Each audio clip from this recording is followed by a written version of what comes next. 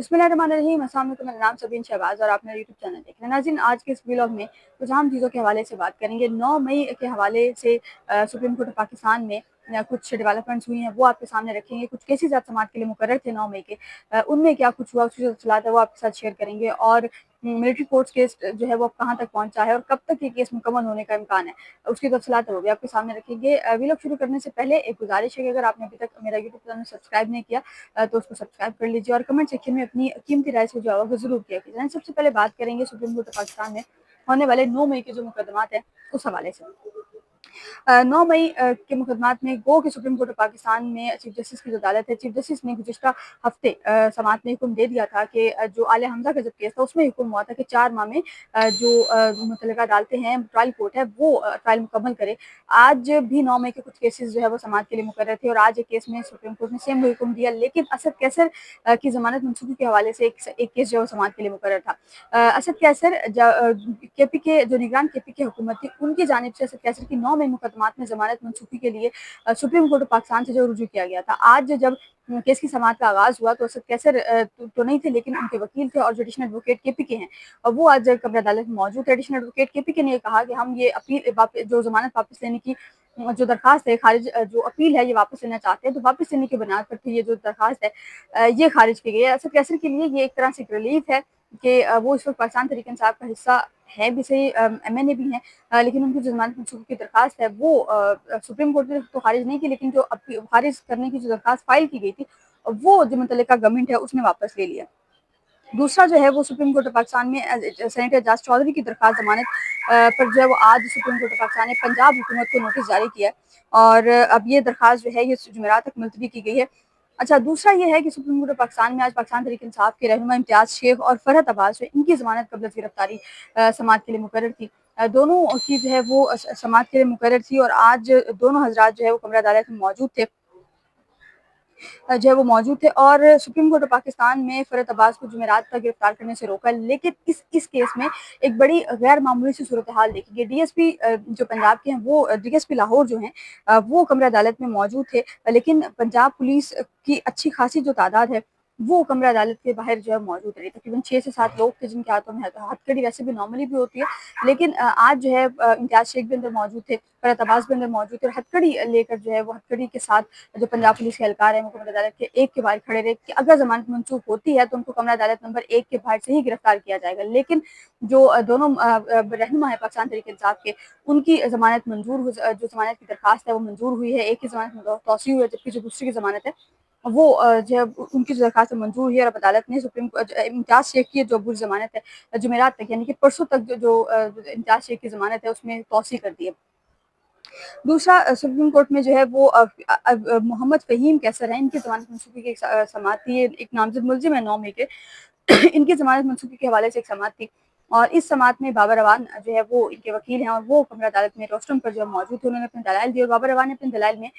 बड़े अहम पॉइंट जो है वो आज उठाए हैं। बाबर अवान ने कहा कि 4 माह में ट्रायल मुकम्मल करने का कहा गया और अगर 4 माह में ट्रायल मुकम्मल करेंगे तो लोगों को तो मुश्किलात हुकूमत को या जो ट्रायल कर रहे हैं उनको मुश्किलात होना, लेकिन जो कारकुनान है जिनका ट्रायल हो रहा है उनको जो है वो खासी मुश्किलात का सामना करना पड़ रहा है। बाबर अवान ने कहा कि कोई छलियां बेचने वाला है और कोई जूते पॉलिश करने वाला है जिन्हें 200 किलोमीटर का सफर जो है तय करना पड़ रहा है। ट्रायल जो है वो सरगोदा की बजाय मियां वाली में चलाने की सजा जो है वो की जा रही है। मियां वाली में बेहतरीन कचहरी जो है मौजूद है और वहाँ ट्रायल जो है वो चलाया जाए, जिस पर चीफ जस्टिस ने कहा कि ये हमारा काम नहीं है कि ट्रायल जो है कहाँ पर चलाया जाए, इस चीज़ की इंस्ट्रक्शन देना, ये हिदायत करना कि ट्रायल कहाँ पर किया जाए, हमारा काम नहीं है, मुतल्लिका ट्रायल कोर्ट का काम है कि किसका ट्रायल जो है वो कहाँ पर होना है। चीफ जस्टिस ने कहा कि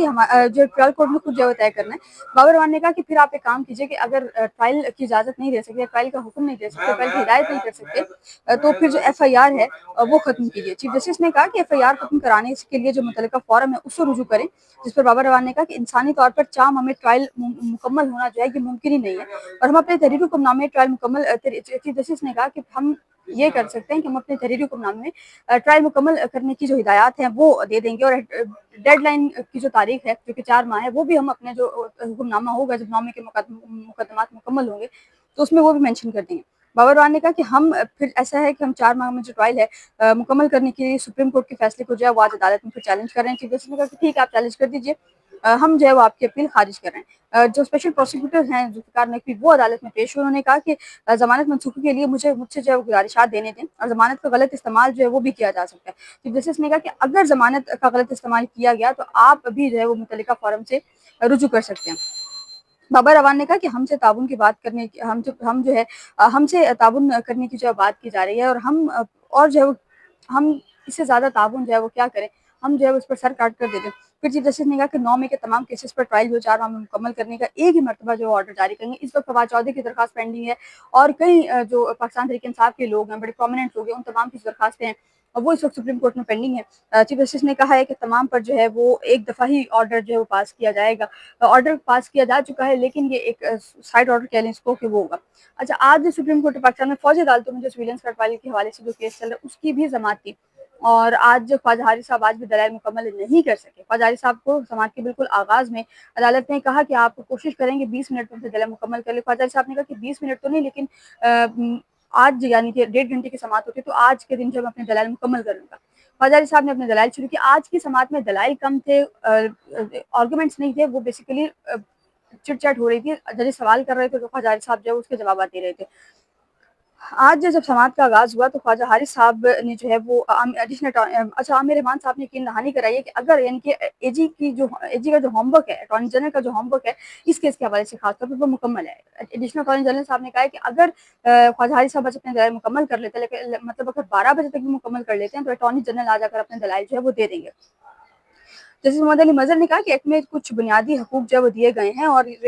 رینجرز ریفسی اہلکار نوکری سے نکالے جانے کے خلاف سروس ٹریبونل سے رجوع کرتے ہیں، اور کیا پولیس میں آئی جی اپیل سنتا ہے یا ایس پی جو کیس چلاتا ہے۔ جسٹس جمال احمد وکیل نے آج پھر بین الاقوامی سطح پر کچھ چیزیں ہیں جس کی مثالیں دی، بھارت کی ایگزامپل دی، بنگلہ دیش کی ایگزامپل دی، اور ایک دو ممالک ہیں جن کی ایگزامپل جسٹس جمال احمد وکیل نے دی۔ جسٹس محمد علی مظہر نے کہا کہ 9 مئی واقعات کے ملزمان پر آفیشل سیکریٹ ایکٹ کے تحت مقدمات جو ہیں وہ درج ہوئے ہیں۔ فوج نے براہ راست کوئی ایف آئی آر درج نہیں کروائی۔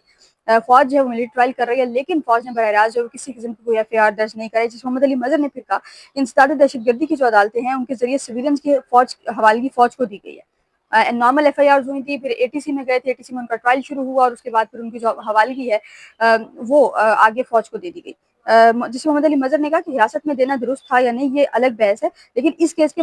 جس جمال احمد وکیل نے کہا کہ اس کیس کے مستقبل میں بڑے گہرے اثرات ہیں، اور ایف بی علی کیس پر آج بھی اتنا ہی آج ایف بی علی کیس جو ہے اس پر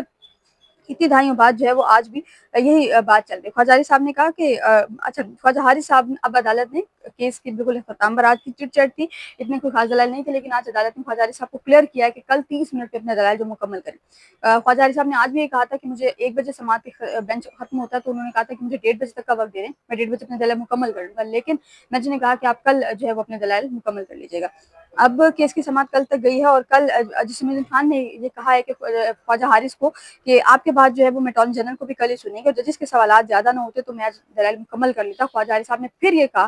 اور جسٹس مسرت ہلالی نے کہا کہ کل کی ذمہ داری جو مجھ پر ڈال دیں، کسی کو سوال جو ہے وہ میں نہیں کرنے دوں گی۔ جسٹس جمال احمد وکیل نے کہا کہ میں یقین دلاتا ہوں کہ اب جو ہے وہ کوئی سوال نہیں کروں گا، اور جس پر جس حسن ندوی رضوی نے کہا کہ آپ نے فیصل صدیقی کو ایف بی علی کیس کا نام لینے سے جو روکا تھا، اب جو ہے وہ آپ ہر روز ایف بی علی کا نام لے دیں۔ اچھا، ملٹری ٹرائل کیس میں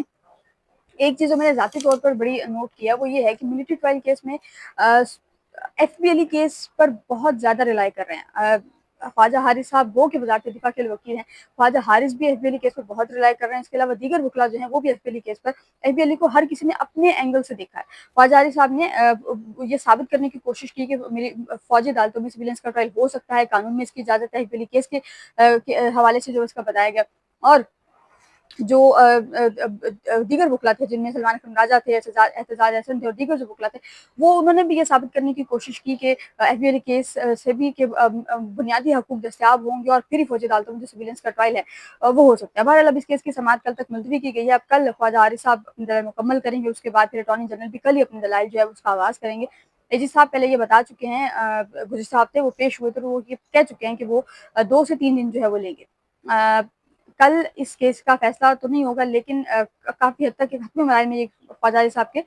ریبٹل کے بعد جو ہے کافی حد تک یہ کیس حتمی مراحل میں داخل ہو جائے. خواجہ عارف کے بعد پھر اے جی دیں گے، اور اے جی 2 سے 3 میں ختم کرتے ہیں تو جمعرات تک ممکن ہے کہ اس کیس کا جو فیصلہ ہے وہ ہو جائے. اگر اے جی صاحب 3 دن لیتے ہیں تو پھر نیکسٹ ویک میں منڈے یا ٹیوزڈے تک اس کیس کا فیصلہ جو متوقع ہے. فیصلہ کیا آئے گا یہ انشاءاللہ اگلے ولاگ میں ایکسپرٹ کے ساتھ جو آپ کے سامنے رکھیں گے. آج کے لیے اتنے، مجھے اپنی دعا میں یاد رکھیے گا. مجھے اجازت دیجیے. اللہ حافظ.